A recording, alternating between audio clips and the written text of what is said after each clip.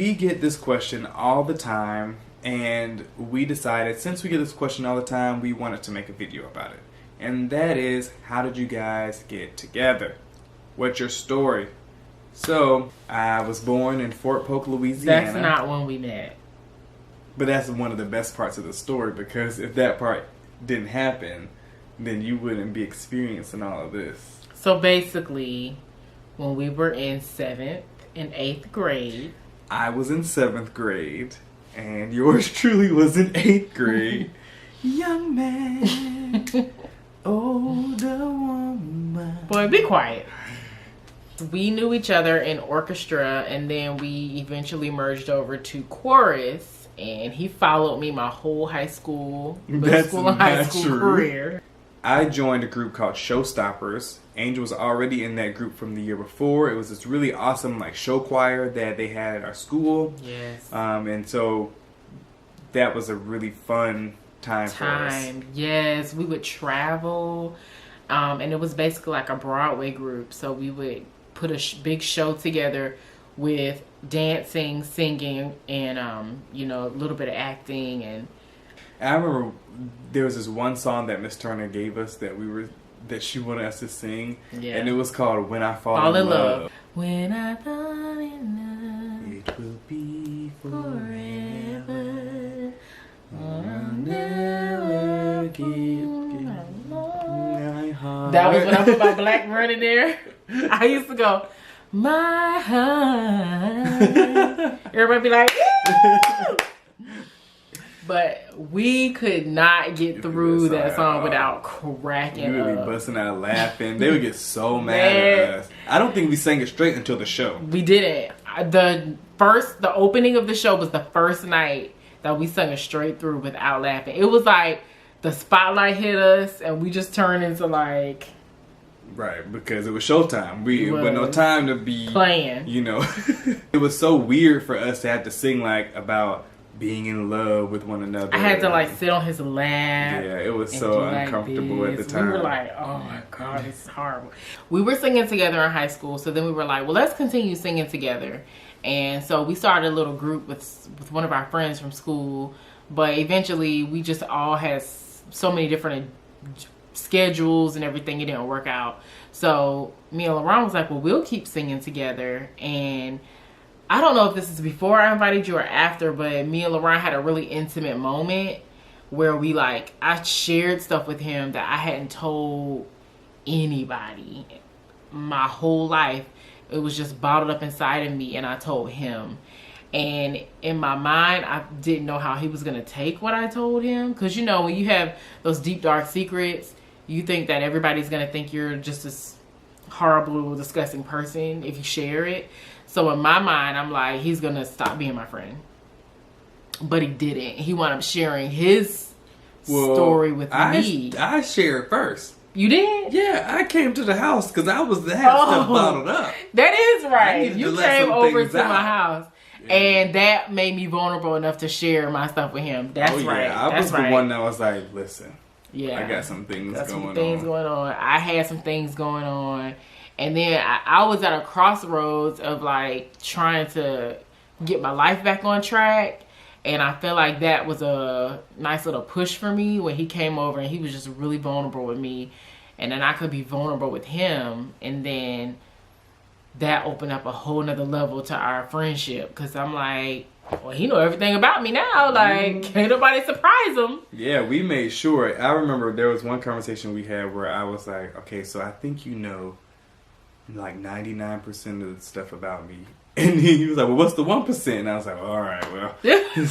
And I think you shared something else. I want to give him my 1%. There was, I think that's one of the foundations, of our relationship. And that for any relationship, I feel like that should be the foundation. It's you need to have a friendship where it's very transparent, where no one can come from the outside and say, share something new. And you're right. And then you're like, I didn't know that. Yeah. So you mean to tell me that not here? Nobody can ever go to my husband and have nothing on me that he don't already know. Yep. Nobody can go to her and be like, hey. Yeah, we set it up that way. Right. And it works in out our perfectly. friendship. And that's another reason why I think we're so great together because we really were friends first. Like, we were so tight, and like, because from that moment, it was 4 years of just like hardcore friendship. Like, no, we weren't interested in each other like that. People used to always tell us like, "Oh, y'all probably gonna get married," and we were just like, I would go out on a date, and LaRon would be my rescue person. If I didn't like the person, one of my dates, he came out and met the guy. Like, he was really my friend. Like, he was just my friend. And I used to tell him, like, you're going to be my man of honor. Yep. And I used to be like, you're going to be my best woman in my wedding. Whoever my wife is, she just going to have to be a strong woman because you're going to be right there. So anyway, we, started growing in our relationship with the Lord. And I remember there was a certain point where we felt like there needed to be some type of like separation. It was the most uncomfortable thing because we were like glue. Yeah. So we were always... You didn't see one of us without the other one. Right. Ever. We were always together, always on the phone, fall asleep on the phone. How you do that and you just, you just friends. And you don't understand why other people don't see, like, y'all gonna be together. No, we not. It's like, no, we're not. So, but yeah, that period where we just felt like, we could really feel the Lord, like, tugging on us that we needed to kind of separate a little bit. And not in a way where we just can't be friends anymore or anything like that. But just to connect with Him. Yeah. And the way it was kind of revealed to me is we had gotten to the point that we got so close that it was like we were coming to God as a package. Mm-hmm. We were coming to Him as a package deal, and He's like, I need you by yourself, Angel, and then I need you by yourself, LaRon. Yeah. So what was so wonderful about that whole transition is that we both understood where we were, and we understood what God was saying to each one of us. And it was certain things that God needed to work out in me and work out in Him. Yeah. I think to eventually get to the point of seeing like y'all, I made y'all for each other, but y'all got to work out your own soul salvation for a minute. So we had that period of time, and then we got back together where it was just like nothing, never missed a beat. Yeah, and just start hanging out again, all that. And then I remember one day going out. Angel's supposed to come. It's us. It was a group of us friends that were out. Went to the movies. I can't remember what we went to go see. But she couldn't come, and I just remember being in the movie theater and just being so disappointed and just thinking like, man, I can't stand going places without her. Like, I hate this. And I was just like, dang, this is stupid, man. And I remember thinking like, wait a minute. Oh my gosh, do I love this girl? So I remember telling my friend, I was like, yo, I think I love Angel. And he was like, yeah, I know. I'm thinking like, how you know without him? So anyway, I got up out the movie. I don't remember what movie it was. I remember it was in the middle of the movie. I got up. I went for a walk because I had to figure this thing out. I'm like, because this is going to change everything. If I love her, this is going to change everything. And how is this going to happen? So I walked, and I was just like, I just felt so much like peace and tranquility about everything. I felt good. I was just like, man, I can't believe that what I've been looking for is right here, been right here in my face the whole time. Because at this point, I think maybe a little bit before then, I was really like, okay, I want to find my wife. I want to get married. I saw so many positive, great marriages, strong marriages. I was like, I'm ready to get married too. I was like 20, Yeah. But then I grew to a place of contentment. And then, pow, that moment happened. I'm just like, well, of course, when I'm content with being by myself now, you drop this on throw me. This wrench in my plans. So, took her out the next night, and we were just walking, grabbed a hand, you know what I'm saying? Had that game, you know what I'm saying? Put them moves on it, you know what I'm saying? How your boy Ron do. They used to call me Lil Daddy back in the day. Platinum player. Yo, that was my screen name. Well, my experience, thank you, Lil Daddy. Oh my God. Don't tell nobody. I think the first moment that an inkling hit me, like, oh man, is I was living with some young ladies. We were all roommates. And one of hey, single. I was living single. Ooh, in a 2000s kind of world. This is what I deal with every day. It's like a living radio. And you could just be talking and he just starts making up a song based on what you said. I do that too, though, but... Right, she be trying to put on a front. I do that too. So, I was living with them, and one of my roommates set me on our stairs, and she was just like, when are you going to just accept the fact that LaRon is your husband? And I was like, when you going to accept the fact that you need to learn to be quiet? Like, I had got really, like, no. And she was like, just accept it. Like, who else are you going to be with? And that question stayed with me for months. Like, who else am I going to be with? Because LaRon's going to be there. Like, if I marry somebody, they're going to have to be okay with LaRon being there at least 24/7. So, like, how is it going to work with me with anyone else? That was like the first spark, but I didn't think about it anymore because, you know, women, we have a plan in action and we know what we want. We know we have our list together, and 9 times out of 10 what you want is not what you need. And what I wanted didn't match LaRon 100%. And so it didn't really, I didn't have that revelation yet that he had until the night he took me out. And he grabbed my hand and he was just being really intimate with me, and it felt good. Okay, you can't say intimate like that because then people be thinking like... No, we didn't, not like that. Yeah, we would say for real. We would say, even when the devil crept up and tried to keep us from being saved. We said, no, get up and go home because we're going to be saved. So, yeah, we were saved. It ain't nobody else. Wait a minute. It's his last resort. No, he wasn't my last resort. LaRon was not my last resort because I had options. Okay? I had options. But I chose the best one out of the bunch. That's right. And almost 9 years later... Mm-hmm.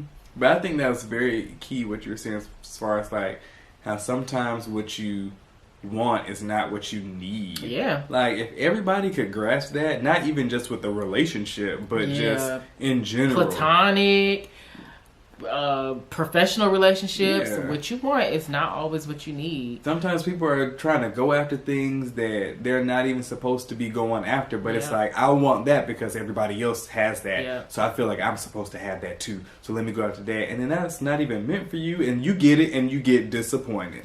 And then sometimes you go after what you want in the mental state that you're in, but you don't realize when you start evolving in life, you don't want that no more. But you'll base all of your energy on that one moment and this one thing that I want, and then 10 years down the line, you like, man, I hate him. Like, why did I get in a relationship with him?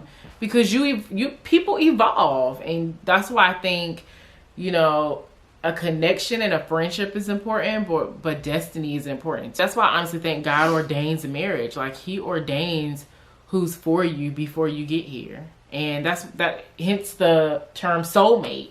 You know, there's somebody out there already for you, but you don't get to let me just pick from what I want, this and that, and let me create this man.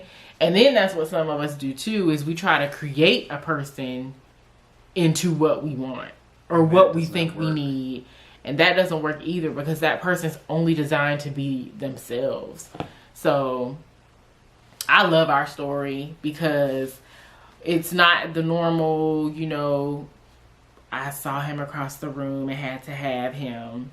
It's not your normal love story. We were friends. We were not anyway attracted romantically. Like, I never pictured this. Never saw this coming. Never. And if you had told me this at the time we were friends, when people would tell us, I'd be like, shut up. Like, no. We get mad for real. No, like, that's never going to work. And to see that, man, this thing was planned out from the beginning. Like, God planned this from the beginning. And I would say to the women, you know, most people don't want to hear this. When I was single, I didn't want to hear it, but you need to wait. Like, wait and evolve, like, and build yourself before your husband comes. So when your husband comes for you, you're ready for him. Mm-hmm. You're ready for him, and you're at a place where he's like, man, that's the one. Like, you're not half baked, right? And you know, he confused, you confused, and y'all just confused together. Yeah, like build yourself, invest in yourself, and then when your husband comes and sees that woman that he's been looking for, it's just a smooth meshing. Because the whole time we were just friends, I was making moves in my relationship with God. I was really working hard on trying to figure out what I was going to do with my life, and it was like, that was a part of the attraction, I think, you know, for the both of us, is we were really go-getters in life as well. And so yeah, because one thing nobody wants is somebody who's not doing anything. Like, what do you have to offer to the relationship? Because it's supposed to be two people coming together, you know, two whole people coming together. But I think you know, like you were saying, the friendship part is important, destiny, then like the connection with God, like that's the thing that, like, that's the glue that holds everything together, you know, even throughout the relationship as it continues to evolve, as you guys evolve. Like, if that connection ceases or is not there, then what do you have? Yeah, what do you have? Because if he ordained it, he put it together. You know how it says, like, let no man separate what God has joined together. Yeah. I mean, that's true. Like, no, if he ordained it, he put it together. Nobody can stop it except for the people who are in the agreement. And that implies that it can be separated, right, if God didn't put it together. Right, exactly. So, you know, you find yourself in these relationships, and it's like, I was there, you know, you find yourself with the same kind of person, and you're like, why isn't it working? You're like, I'm giving 200%. Well, it's because they're not giving the equal amount of energy to the relationship, because they're not the ones for you. And that's the harsh reality, but a lot of times that's just the truth. Like, you're trying to make a puzzle piece fit in your life that is just not supposed to fit. So it's a wonderful thing when you find the puzzle piece. You know, one thing that we were blessed with was a community of strong couples. And so, because listen, the story is wonderful, but as you progress in life, stuff still happens. Life still hits you. And in those moments where you feel like, you know, you're by yourself, or you feel like maybe I need that support from another woman, you know, so maybe I can see where I need to fix things. That's important. And we were blessed with that. A community of strong couples where when I'm like, I don't think I'm making the mark, like I'm missing it somewhere, I could go to a wise woman or a wise wife who's been married a little longer than me and see what I'm doing, and they would honestly say, yeah, this is what you need to work on. This is what you need to work on. And there's, you know, open communication with the guys, you know. As guys, sometimes we don't want to talk about anything. We just want to work, provide for our family, and call it a day. But we really have a community of guys, of men who are strong, who are vulnerable with one another, who listen, who are open and can engage, you know. And I think that's just so important, because it's hard to find nowadays, you know. So to find that it's really important. It really is. We have great outings where we go out with other strong couples, and we've gone skating, bowling, to the movies, dinner, play tag. We've gone on cruises. We do a lot of stuff together with our community, because we believe in strong marriages, and we believe that marriages are still a wonderful thing. Marriage is wonderful, and you know, it's something that is almost feeling like it's becoming extinct, but it's a great thing to have a companion in life with you that you can share your life with. And so, you know, if you need that boost, or you know, you need that motivation to keep going with the one that you're with, hit us up, man. Hit us up. Yes, if you guys, make sure you guys reach out, hit us up on Facebook, Instagram, of course, YouTube. Drop your comments below. Make sure you subscribe. Also, make sure that you hit the notifications bell so that way you're alerted when we have new videos coming up. So, that's Hanging with the Hearst. This is how we met, and we love each other, and we love you.